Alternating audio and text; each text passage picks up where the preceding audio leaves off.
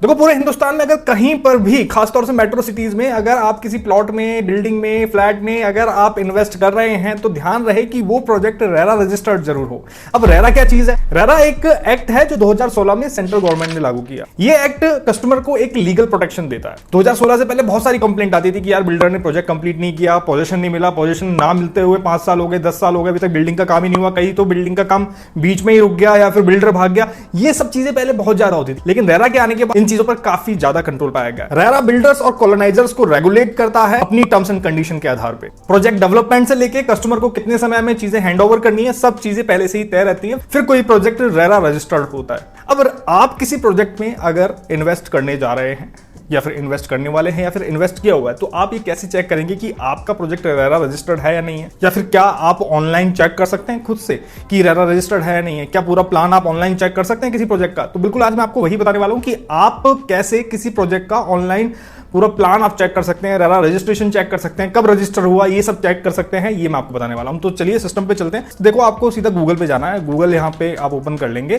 और आप जिस भी स्टेट से बिलोंग करते हो ना, हर स्टेट की अपनी रेरा वेबसाइट है, ठीक है। अब ऐसा क्यों है? कई लोग कंफ्यूज होते हैं कि यार रेरा तो एक सेंट्रल गवर्नमेंट एक्ट है, लेकिन हर स्टेट का अपना अलग रेरा वेबसाइट क्यों है? तो इसके पीछे रीजन यह है कि हर स्टेट का अपना रियल एस्टेट मार्केट अलग है, डेवलपमेंट अथॉरिटी अलग है, इसलिए हर स्टेट को यह बोला गया है कि आप अपना रेरा मैनेजमेंट खुद करो। इसलिए हर स्टेट की आपको अपनी वेबसाइट मिलेगी। अगर आप राजस्थान से तो राजस्थान की रेरा वेबसाइट पे जाएंगे, अगर आप महाराष्ट्र से तो महाराष्ट्र पे, यूपी है तो यूपी, ठीक है। तो आप गूगल पे, जैसे सपोज मैं राजस्थान से हूं, तो यहां पे आप लिखेंगे रेरा राजस्थान, यहां पे आप रेरा राजस्थान लिखेंगे और यहां पे आप देख सकते हैं वेबसाइट आ गई rera.rajasthan.gov.in। इस वेबसाइट पे जाएंगे। इस वेबसाइट पे जाने के बाद इस तरीके का इंटरफेस आएगा। हर स्टेट की रेरा वेबसाइट का इंटरफेस अलग हो सकता है, तो उसमें कोई कंफ्यूज होने वाली बात नहीं है।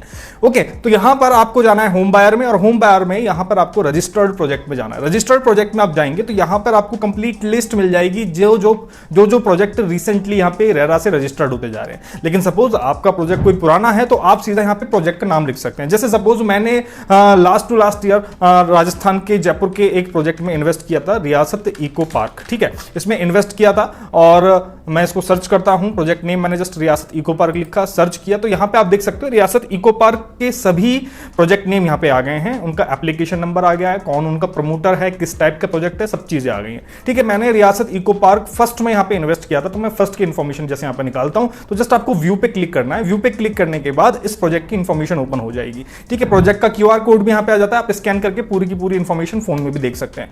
देखिए यहां पे क्या चीजें नजर आ रही है, प्रोजेक्ट नेम क्या है, प्रोजेक्ट का एड्रेस क्या है, यानी कि कहां पर है ये प्रोजेक्ट, किस टाइप का डेवलपमेंट है, प्लॉटेड डेवलपमेंट है बिल्कुल, कौन इसका प्रमोटर है, गोकुल कृपा कॉलोनाइजर्स इसके प्रमोटर्स हैं, रजिस्ट्रेशन नंबर क्या है ये है, और प्रोजेक्ट का स्टेटस क्या है, क्या अभी रनिंग है या फिर कंप्लीट हो चुका है, तो डेफिनेटली कंप्लीट हो चुका है। कब रजिस्टर हुआ था? 4 अक्टूबर 2023 को रजिस्टर हुआ था। ये कंप्लीट इंफॉर्मेशन आपको मिल गई है। अगर आप कंफ्यूज हो कि यार मैं रियासत इको पार्क में इन्वेस्ट करने जा रहा हूं या फिर मैं इन्वेस्ट करूंगा या फिर सपोज रीसेल का ही प्लॉट ले रहा हूं, तो क्या ये प्रोजेक्ट लीगल है, क्या जेडीए या फिर डेवलपमेंट अथॉरिटी के हिसाब से लीगल है, तो ये सब जानकारी आपको मिल जाती है। देखो यहाँ पे डॉक्यूमेंट भी मिल जाता है। डॉक्यूमेंट में आप जाएंगे ना तो यहाँ पे ग्रांट चार्ट यहाँ पे आपको मिल जाता है, अप्रूव्ड साइट प्लान, जो जेडीए का साइट प्लान होता है वो कंप्लीट यहाँ पे आपको मिल जाता है। जैसे मैं आपको यहाँ पे ओपन करके दिखा देता हूँ, तो इस तरीके से पूरा का पूरा साइट प्लान आपके सामने आ जाएगा, जिसमें आप चेक कर सकते हो कि हाँ ठीक है, आपका कौन सा प्लॉट है, क्या सही जगह पर है। ये जेडीए का साइट प्लान आ जाता है। एक होता है कंपनी का साइट प्लान, ये है जेडीए का साइट प्लान जो जेडीए में बाकायदा जमा किया जाता है। आप देख सकते हैं यहाँ पे जय विप्रा लिखा है, जयपुर विकास प्राधिकरण, जयपुर डेवलपमेंट अथॉरिटी, इस तरीके से, ठीक है। अगर सपोज आप किसी और स्टेट से हैं, तो आप जैसे सपोज रेरा महाराष्ट्र से हैं आप,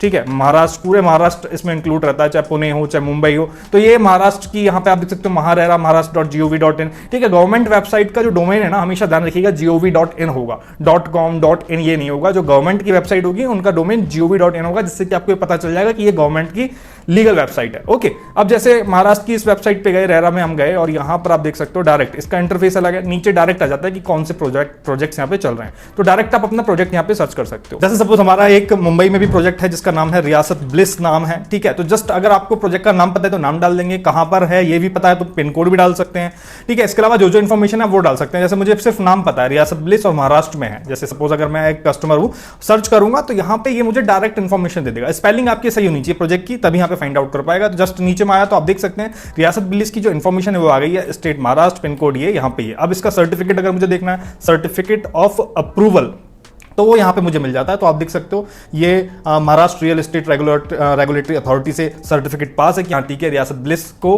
अप्रूवल मिला हुआ है और आप लोग इसमें इन्वेस्ट कर सकते हैं। इसके अलावा और भी चीजें, बहुत सारी डिटेल यहाँ पे मिल जाती है आपको प्रोजेक्ट के बारे में। व्यू डिटेल पे आप जाएंगे और यस करेंगे तो यहाँ पर आपको और भी डिटेल इस प्रोजेक्ट के बारे में मिल जाएगी, कौन प्रमोटर है, कौन इसमें रियल एस्टेट एजेंट्स हैं जो इसको हैंडल कर रहे हैं, सब चीजें यहाँ पे मिल जाती है।